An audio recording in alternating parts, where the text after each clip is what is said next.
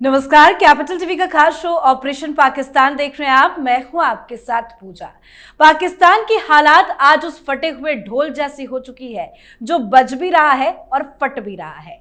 आज जब प्रधानमंत्री नरेंद्र मोदी ने जम्मू कश्मीर की धरती पर खड़े होकर ऑपरेशन सिंदूर की पहली वर्षगांठ पर गर्जना की तो इसकी गूंज की लपटें इस्लामाबाद तक महसूस की गई।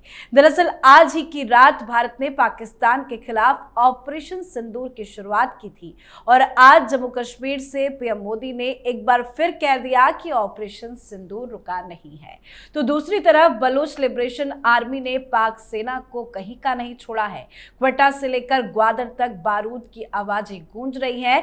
तो वहीं पाकिस्तान के खैबर पख्तूनख्वा प्रांत के कोहाट जिले में भीषण विस्फोट की सूचना सामने आई है। इस ब्लास्ट में पाकिस्तान के पूर्व मंत्री अब्बास खान अफरीदी की मौत हो गई है। साथ ही पानी की बात करें तो सिंधु समझौते के भरोसे जीने वाला पाकिस्तान अब हर दिन भारत को चिट्ठियां लिख रहा है, कह रहा है कि पानी दे दो, बात कर लो, हमसे नाराज मत हो। लेकिन भारत का जवाब भी उतना ही सीधा है। अब आतंक और पानी एक साथ नहीं चल सकते। तो आज इन्हीं तमाम मुद्दों पर चर्चा करेंगे। चर्चा के लिए मेरे साथ स्टूडियो में मौजूद हैं कैपिटल टीवी के editor in chief doctor Manish Kumar और एग्जीक्यूटिव एडिटर राजीव जी। सर, आप दोनों का बहुत बहुत स्वागत है। धन्यवाद। सर, आज ही की रात भारत ने ऑपरेशन सिंदूर की शुरुआत की थी और पाकिस्तान में आतंकी ठिकानों को तबाह किया था और पीएम मोदी आज जम्मू कश्मीर के दौरे पर थे और वहां से फिर से कह दिया कि ऑपरेशन सिंदूर रुका नहीं है। देखिए, सिंदूर तो अभी रुकेगा नहीं, ये ऑपरेशन अभी चलता रहेगा। उसका कारण ये है कि अभी बहुत सारे अनफिनिश्ड जॉब्स जो है वो पूरे करने हैं।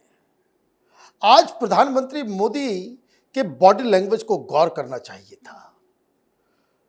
जिस तरीके से वो विकास की गंगा बहा रहे थे, जिस हिसाब से वो कश्मीर के अंदर हुए बदलाव के बारे में बातचीत कर रहे थे, ये आवाजें सरहद पार, एलओसी के उस पार, पीओके के अंदर भी सुनाई पड़ रही होगी। अभी खबर आई कि जो नया बजट जो 10 तारीख को पाकिस्तान पेश करने जा रहा है, उसमें जो बढ़ोतरी की जा रही है आर्मी के लिए, वो बजट कहां से आ रहा है? करीब 23% बजट पीओके को जो जाता था वो काट के आर्मी को दिया जा रहा है। तो अब उधर लोग आज़ादी आज़ादी के नारे नहीं लगाएंगे तो फिर क्या लगाएंगे?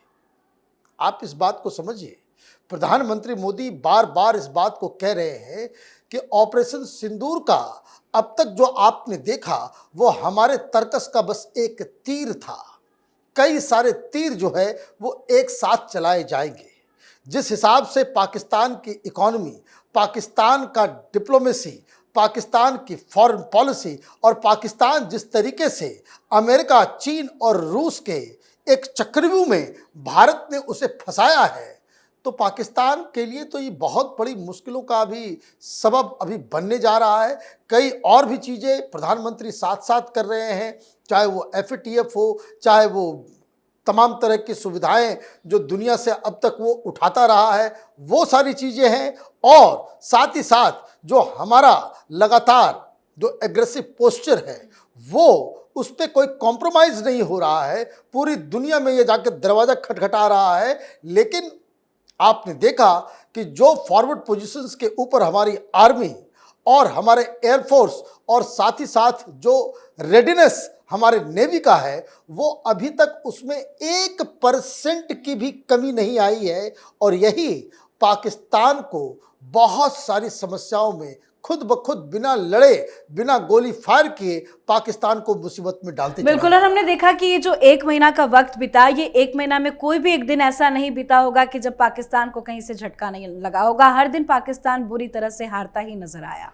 देखिए, जिस तरीके से प्रधानमंत्री ने आज कश्मीर में जाकर जो पाकिस्तान को धोया है, पाकिस्तान को इस बात का डर है, 1 महीना गुजर गया, आज की रात ऐसा न हो कि कुछ कयामत की रात इन लोगों के लिए हो जाए, क्योंकि उन्होंने सीधे तौर पर कहा है ऑपरेशन सिंदूर अभी खत्म नहीं हुआ है। और ऑपरेशन सिंदूर अगर जारी है तो पाकिस्तान को हवा भी नहीं लग रहा कि ऑपरेशन सिंदूर में भारत की रणनीति क्या क्या हो सकती है। उसे पता नहीं है कि रणनीति केवल वहां पर मिसाइल हमला करना है, वहां टारगेट करना है, उसके आतंकवादियों को जिसको पनाह पाकिस्तान दे रखा है उसकी टारगेट किलिंग है, वहां पर विस्फोट है, या वहां अलग अलग प्रोविंस जो राज्य हैं पाकिस्तान के, चाहे बलूचिस्तान हो, सिंध हो, खैबर पख्तूनख्वा हो या गिलगित बल्तिस्तान हो, या अभी पीओके भी उसके दायरे में है जो आज़ाद कश्मीर अपने आप को कहता है और पाकिस्तान कहता है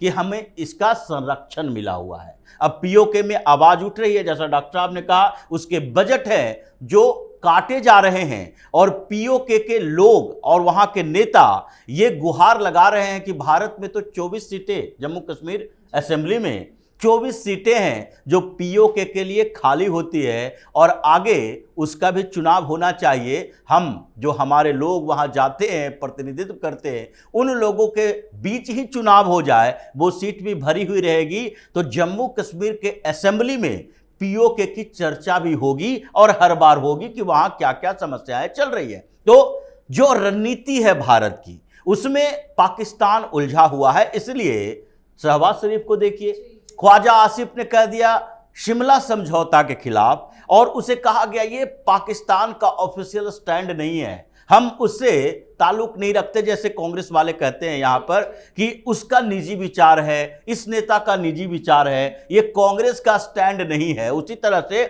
आज पाकिस्तान को दिख रहा है, क्योंकि एक तरफ पाकिस्तान चारों तरफ घूम घूम कर कह रहा है कि नहीं, अभी अपने आर्मी को पीछे की तरफ ले जाइए, जो अप्रैल का सिचुएशन था वहीं पर दोनों जगह की आर्मी होनी चाहिए। और दूसरी तरफ आप शिमला समझौता की बात करोगे जिसमें यह कहा गया है साफ तौर पर कि दोनों शांतिपूर्ण समाधान करेगा, अगर उसे सस्पेंड करोगे, तोड़ोगे तो भारत के लिए अच्छी बात है। भारत तो ये चाहता है कि अभी महीनों तक हमारी आर्मी फॉरवर्ड पोजीशन पर ही रहे और पाकिस्तान की आर्मी को औकात पता चले कि एक तरफ हम रहेंगे तो दूसरे तरफ क्या चल रहा है। तो इसलिए भारत की रणनीति जो अभी बन रही है, अलग अलग देशों में जाकर पाकिस्तान के खिलाफ पाकिस्तान को एक्सपोज करने की, और उसके साथ साथ इनके जो सबसे बड़े अभी शुभचिंतक दिखाई पड़ रहे हैं ट्रंप साहब, उनको उनके ही घर में जैसे भारत के लॉबी ने घेर लिया, उससे तो इनकी और सांसें अटकी होगी कि जो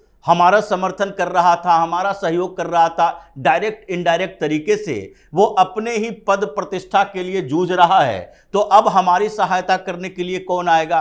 तो जो रणनीति भारत ने बनाई और जो पीएम मोदी बार बार कह रहे हैं, वो इनडायरेक्टली इशारा कर रहे हैं कि ऑपरेशन सिंदूर का मतलब पाकिस्तान का विध्वंस है, बिखराव है, और इसको आगे ले जाया जाता रहेगा।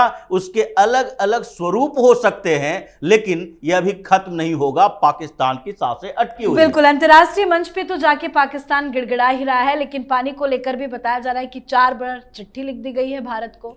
भाई वो तो हिंदुस्तान में जो पैदा हो गए थे एक्सपर्ट्स, 20 साल लगेंगे, तो कोई कहता 5 साल लगेंगे, कि हमारे पास तो सामर्थ्य नहीं है कि भाई हम पानी रोक सकते हैं।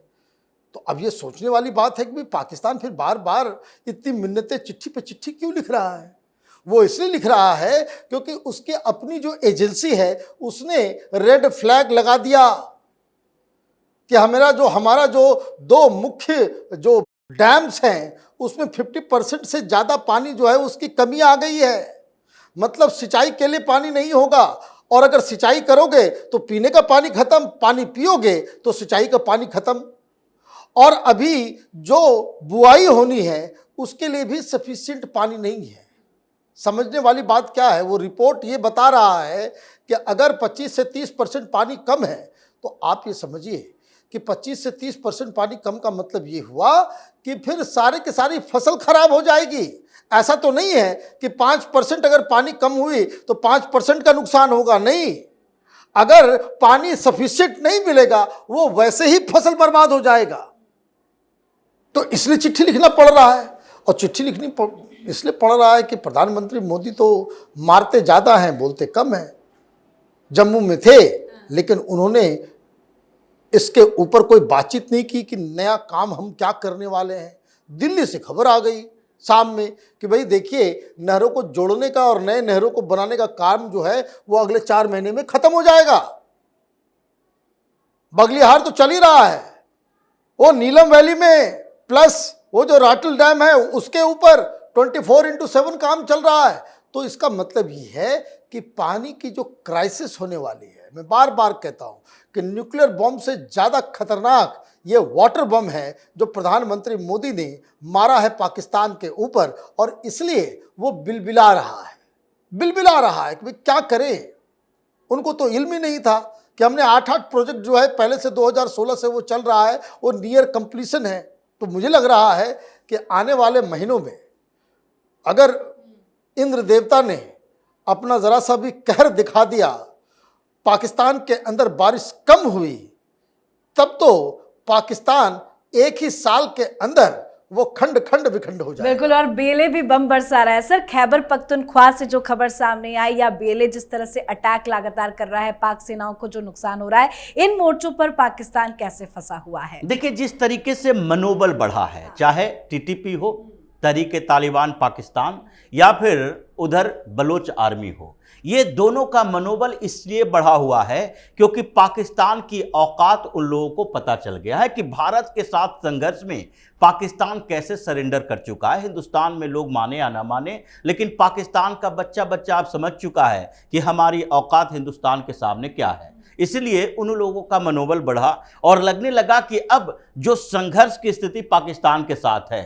और हिंदुस्तान के अंदर नेतृत्व ऐसा है कि वो डिप्लोमेसी के लेवल पर भी हमें समर्थन कर सकता है, और इसलिए बलोच लिबरेशन आर्मी वो अलग अलग जगहों पर विस्फोट नहीं कर रहा, बल्कि पाकिस्तान को औकात दिखा रहा है कि देखो, ये बीच के दौर में जो हम कमजोर हो गए थे फिर मजबूत हैं, और तुम लोग अगर इधर ग्रामीण क्षेत्रों में आते हो तो तुम्हारे आर्मी सुरक्षित नहीं है। शहरी क्षेत्रों में जहां तुम्हारा एस्टेब्लिशमेंट है वहां तक हमारी पहुंच है। और इस बीच जो तालिबान के साथ रूस के संबंध बेहतर हुए, तालिबान के साथ भारत के संबंध बेहतर हुए, तो अफगानिस्तान से जो मिलता है सपोर्ट टीटीपी को, तहरीक तालिबान जो कि खैबर पख्तूनख्वा में है, उसको तालिबान से सपोर्ट मिलता है। दोनों एक ही संगठन है, लेकिन ये पाकिस्तान में काम करता था और वो अफगानिस्तान में काम करता है। तो वहां से जो सपोर्ट मिल रहा है, और भारत जो चारों तरफ से पाकिस्तान को घेरे हुए है, उन लोगों को भी मौका मिला। ये जो मरा है पूर्व मंत्री, वो तो नवाज शरीफ का बड़ा करीबी माना जाता था, और इनके घर में ऐसे विस्फोट हुए हैं कि पाकिस्तान अब छिपाने पर मजबूर है। ये छिपा रहा है अपने यहां हुए हमलों को।